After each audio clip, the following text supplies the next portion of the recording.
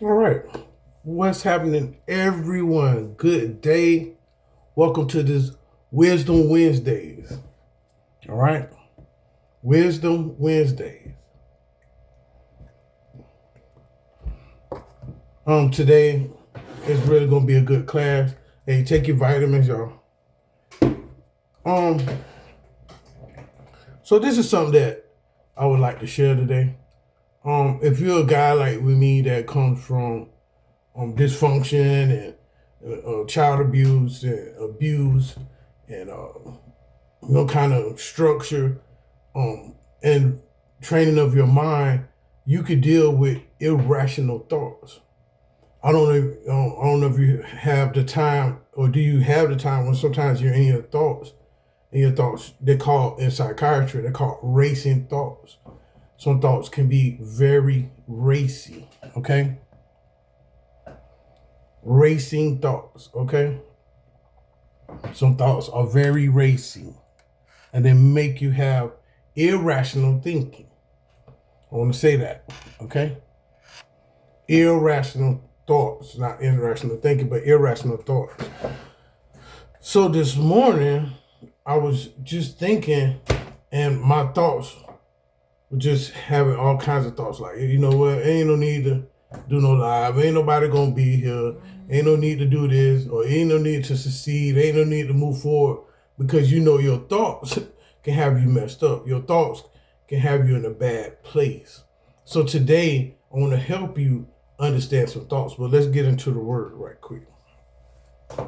I'm coming from Isaiah chapter 26, verse 20, Isaiah chapter 26, verse 23. All right. Isaiah chapter 26, verse 2 through 4. Excuse me. All right. My thoughts. All right. Let's get our thoughts online with God. It says, open the gates, and the righteous nation, which keeps the truth, may enter in. So our thought process, we need to start having in our thought process, entering to gates. Before I came on here this morning, I really came into prayer. And remember, I told y'all, say sometimes all you gotta do is say, God, help me. Well, I prayed this morning before I came on here, and I was like, just God, just help me. Because sometimes your thoughts can have you just really out of order. So it says again, open the gates, and the righteousness nations, which keeps the truth, may enter in. So sometimes we might, before you do anything in the morning, before you make any move, you might want to spend time with God. Okay. Verse 3 says, you will keep him, which is God, in perfect peace, whose mind is stayed on you, because he trusts in you. So if you have the mind of God, if you have, Christ in your mind, this can be very important, because things in life where people can say something, or you can make a mistake in situations, and if you don't have the positive mindset or the mind of Christ, you will begin to have irrational thoughts. It says on verse 4, it says, trust in the Lord forever, for in Yah, Y-A-Y-A-H, excuse me, the Lord is everlasting strength. So listen, the only way that we're going to have the mind of Christ is be in Christ, have the mind of his mindset. How do you have the mind of the mindset? Read his words, because it says his thoughts are not your thoughts, and his ways are not our ways. I, as your counselor, go through things, but I learn how to have my thoughts. I learned how, I pushed finish. But anyways, I learned how to have my thoughts. Okay? And I just really messed up and on my life. But anyways, my thoughts is this. The only way that we're going to keep moving, or you're going to keep moving, is not to look at things how they are, not to think of things how they are. Sometimes just have a thought to say, you know what, God, okay, this ain't going to last forever. Or, this is going to change. Or, God, you didn't bring me this far for me to go through to see nothing. So today I am encouraging myself because, you know, our thoughts, you know, you can sit around and really question yourself. Are you doing the right thing? Am I saying the right thing? What am I doing wrong? What did I did wrong? Or how did I affect somebody? It could be so many things when it comes to thoughts. But let's get into this. I want to share what irrational thinking is. Okay? Number one, catastrophizing. Now, catastrophizing is this. If I make a mistake at work, I'll be fired. You ever had that type of thought? Just because you make a mistake, things ain't going to work out? That is catastrophizing. Excuse me. Number two, overgeneralization. Overgeneralization is this. If I fail this test, so will I fail in my classes. Okay? You see that? So just because one thing didn't work out don't mean everything is not going to work out. This is how we overgeneralize. Number three, mind reading. Everyone thinks I'm annoying. This is where you think you could think for the other person an opinion about you. We need to stop that. Yeah, let's go. Number four, perfectionism. If I don't get promoted, my career is a complete failure. Here it is, perfectionism. Everything ain't going to be perfect, but it doesn't mean just because things ain't working out the way you want it to, don't mean it ain't going to work out. You see what I'm saying? All right, so let's go. Number five, discounting the positive. I got a good grade on this project, but it was luck. Listen, if you're doing things, don't discount the positive. If you're doing something positive, don't discount the positive. Number six, emotional reason. I feel like I'm a bad person, so I must be bad. This is emotional reason. This is our thoughts. This is some of our irrational thinking. Okay, let's go. 7, labeling. I mess up that presentation, so I'm an idiot. Sometimes we labelize ourselves. We're a failure. I'm not a good mother. I'm not a good daddy. I'm not a good person. I'm an addict. I'm always gonna be a sinner. Yeah, you're always gonna be a sinner, but you can have forgiveness in Christ. I don't know where that came from. It just came out.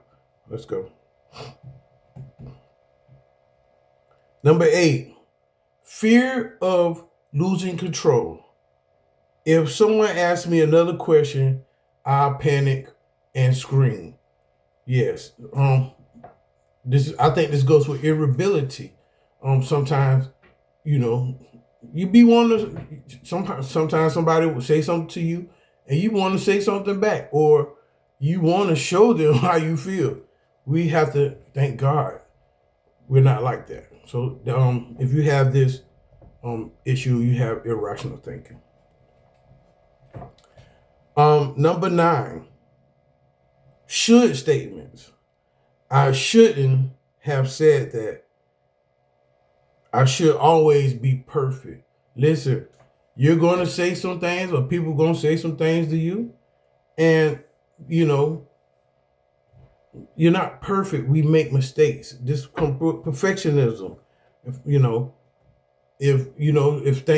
not a certain way, don't mean you're not going to become something great. These are things that are stopping us from having a clear mind. Now, listen now. Trauma causes unwanted thoughts. A lot of situations that we have been through, a lot of bad relationships, hurt things from our family members, our loved ones, our friends. Some of these things are trauma. Some people, I want to help you understand, some things that you could say a word, you can make a look, you can do a body language around a person, and it could set them back to a trauma. It could remind them of a present trauma that they went through in their past, And what it does when you do, or when you go through this, you have unwanted thoughts. You have thoughts in your mind that you like, you just have unwanted thoughts. Let's see what unwanted thoughts are. That's what they're called, intrusive thoughts. But let's focus on the trauma, because trauma and triggers, they go together. Okay, a lot of times, somebody can say, or somebody can move around you, and that can trigger you, and then all of a sudden you might be experiencing stress, or you might feel scary, or disturbing thoughts related to the trauma that you're experiencing at that time. So these are triggers. These are things that are triggering you. Stress is a trigger. Being scary is a trigger. And having disturbing thoughts is a trigger. This is all for something that you have experienced that you're not happy with, or that you didn't get a good experience with, and now you're in your thoughts. This is very good, because right now in the news, all this news is going on. What's the first thing you do? Oh, well, they taking something. How we gonna make it? You in your thoughts. Oh, this happening over here. Is it gonna affect us? You're in your thoughts. Okay? They're very powerful, and we need to understand that you're gonna be in your mind. Like that picture says right there. You're gonna be in your mind. Just make it a good place to be, and that's what we need to do. But let's try to understand why we're having these thoughts. So if you understand me right now, you're not alone. A lot of people, that we have racy thoughts. Sometimes you ever just been sitting, so like you be like, say you could be on the phone and your mind will just drift off, and you have all these thoughts, this is where anxiety come in, this is where depression come in, this is where fear comes in, this is where doubt comes in, because we're having irrational thoughts.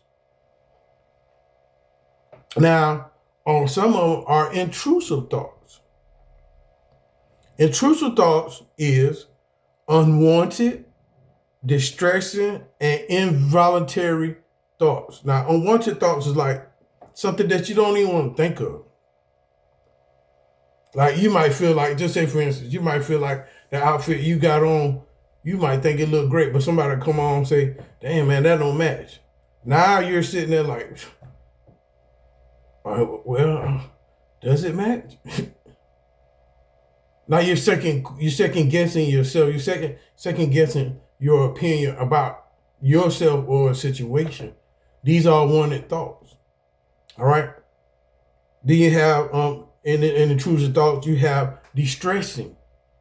Some things in life, or some people, or some within yourself, you could think about things that will stress you out. These are thoughts that are just attacking your mind. When you try to have a place of peace, when you're trying to be at peace, you have intrusive thoughts. You know what I'm saying? This is how we just become so toxic in our own mind, not in everybody else's mind, but in your own mind. How you're thinking in your own mind, okay?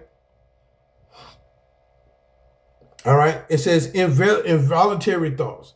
Now, involuntary thoughts are when you just have flashbacks, or you can see yourself doing some harm to somebody, or you can see yourself cussing out, or you can see yourself like, if you're struggling with rent, you can see yourself getting kicked out. Like, these are thoughts that are intruding your mind. It keeps you like I said, say if you're sitting around thinking about something and your mind is in the flow, and you just, you're in a good flow, then that intrusive thought, say if something positive happened, and you just going good about like, and a mistake come, then that intrusive thought, it comes in and blocks the flow of what you was thinking.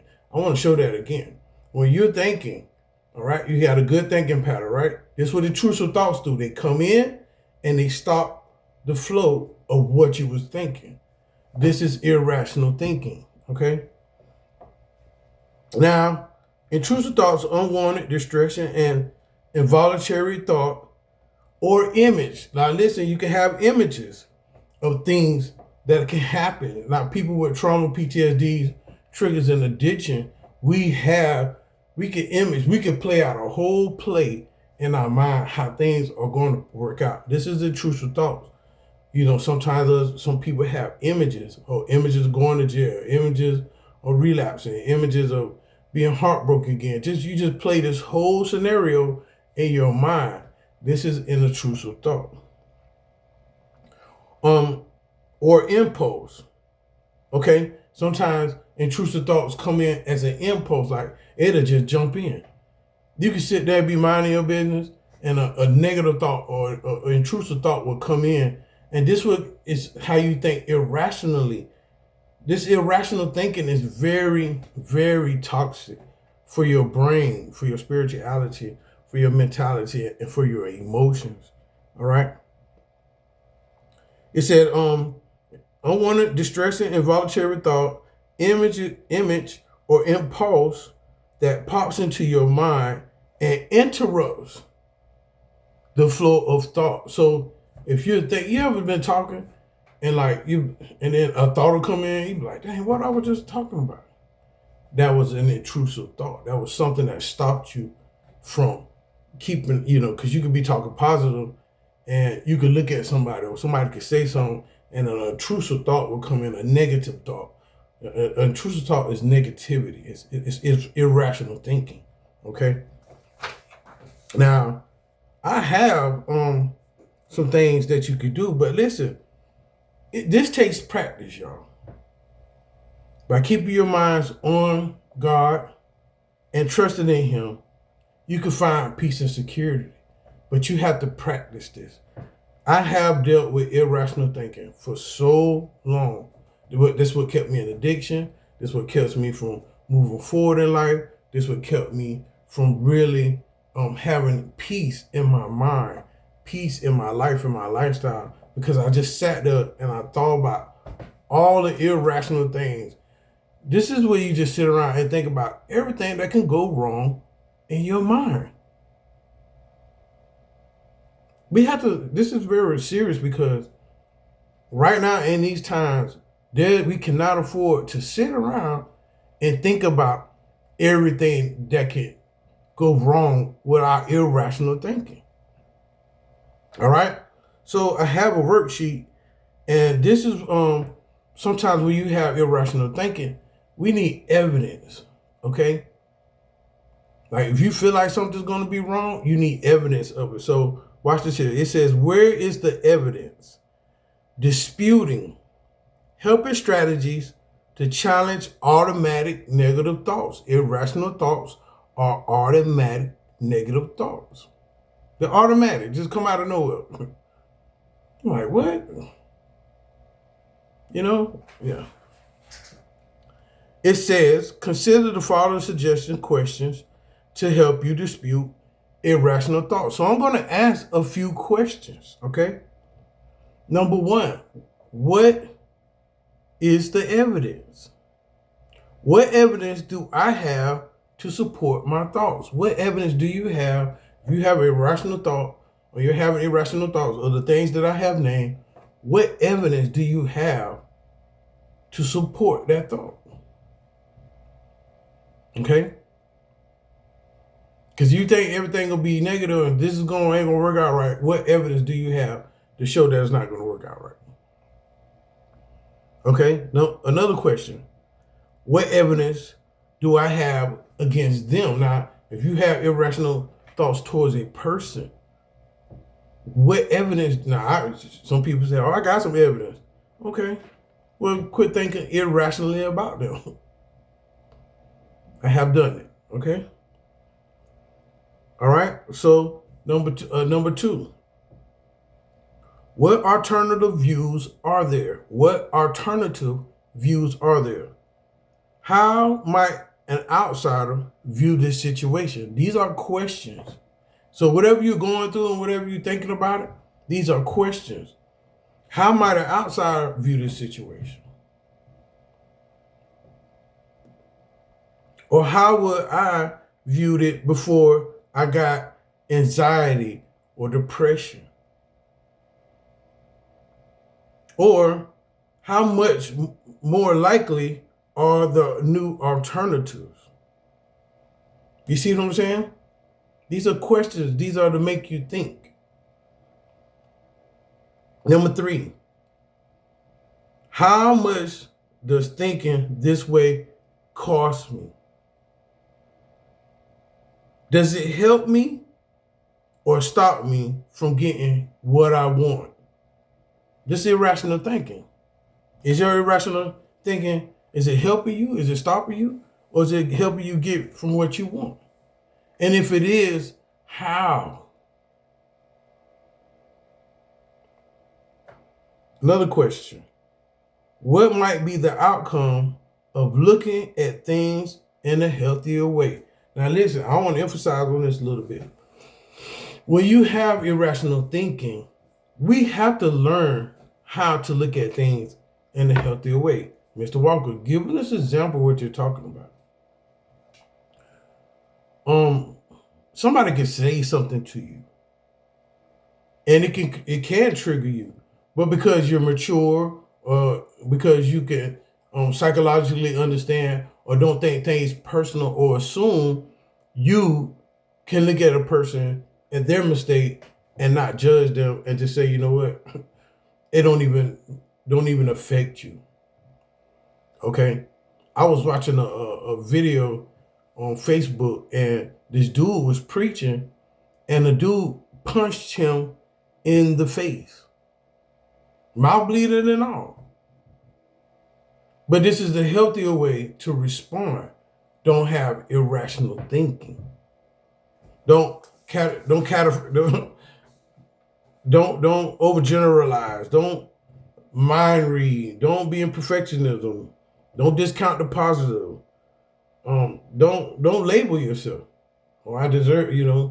I'm a Christian. Maybe I deserve that. Don't do that. No. You go through some things, okay? But there are healthier ways to deal with situations instead of your irrational thinking. All right? Number 4, is my thinking realistic? Now, this is going to get deep, right? These are questions. I want you to think when I ask you these questions. Am I thinking in all or nothing terms? Am I considering myself as a total person on the basis of every single event? Am I concentrating on my weaknesses and forgetting my strengths? Am I blaming myself for something that is not my fault? Am I taking something personally which has little or nothing to do with me?